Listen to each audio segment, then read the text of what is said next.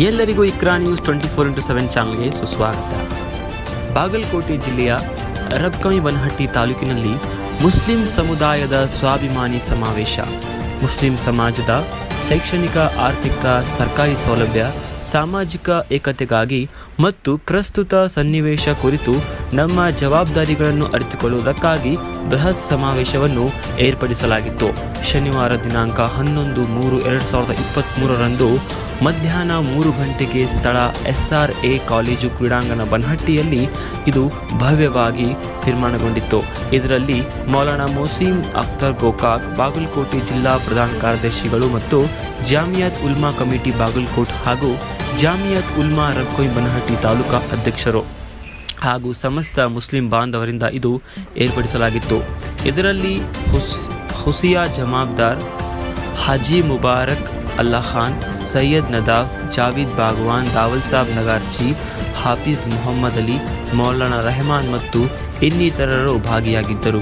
तरकीब है उसकी 5 लड़के 5 मस्जिद को पकड़ ले कि उस मस्जिद में जितने मुसलमान होंगे उनके वोट हम निकलवाएंगे. मेहनत करें, तमन्ना बड़ी है, फला हार जाए फला जीत जाए, ये तमन्ना से नहीं होता है, मेहनत करनी पड़ती है.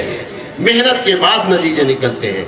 लिहाजा वोट की बातों को समझने की कोशिश करें और सियासत किस तरह करना चाहिए ये भी जान लें.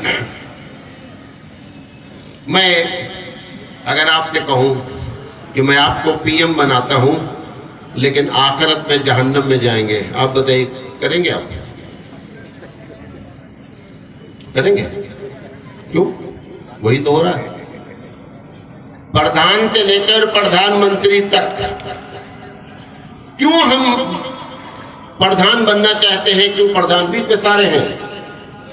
सिर्फ और सिर्फ अगर वजह उसकी ये है मुसलमान की हैसियत से कि पैसा कमाना है, तो मेरी समझ से इस दुनिया को अगर हमारी बर्बाद होकर आखिरत बन जाए तो सौदा अच्छा है, लेकिन दुनिया बनकर आखिरत बर्बाद हो जाए. देखो उस नात को जरा अपने नजरों के सामने लेकर आइए.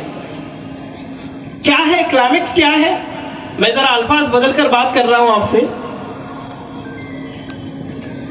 सुबह का वक्त है, एक बूढ़ी अम्मा, मैं करने के काम बतला रहा हूं, रास्ते के सड़क के किनारे अपना बोझ अपनी गठड़ी लेकर रुकी हुई है.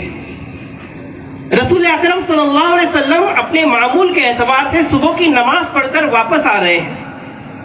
अल्लाह के रसूल ने देखा कि एक बूढ़ी ज़ईफ औरत रास्ते के किनारे गठड़ी लेकर खड़ी है, तो अल्लाह के रसूल समझ गए कि इस बूढ़ी अम्मा को किसी मजदूर की तलाश है. नौजवान तेरे हाथों से निकल जाएगा. सुन रहे हैं आप हजरात भी, तेरा ईमान तेरे हाथों से निकल. मुफ्ती साहब ने पहले ही बता दिया कि देख उसके साथ बैठेगा ना जहन्नम में चला जाएगा. देख उसके साथ घूमेगा ना कब्र में सांप बिच्छू आएंगे डसने के लिए. ये सारी बातें बता दी. अब वो बेचारा, उसको ना कुरान मालूम, ना हदीस मालूम, ना दीन मालूम, वो लकीर का फकीर जैसे उसने बताया उसके पीछे पीछे पीछे ये अमल करता रहा. आज इस गंदगी को खत्म करने की जरूरत है. मैंने कहा ना कि तुम्हारे साथ क्या मामला होगा, मेरे साथ क्या मामला होगा, अल्लाह और उसके रसूल बेहतर जाने. मेरी कब्र में मुफ्ती साहब तो नहीं आएंगे? आएंगे? आपकी कब्र में मौलाना आएंगे? जरा मेरे साथ बोलिए, सब मिलकर बोलिए. नहीं आएंगे. यारो बरल्ला मौलाना नो बरल्ला, मुफ्ती साहब रो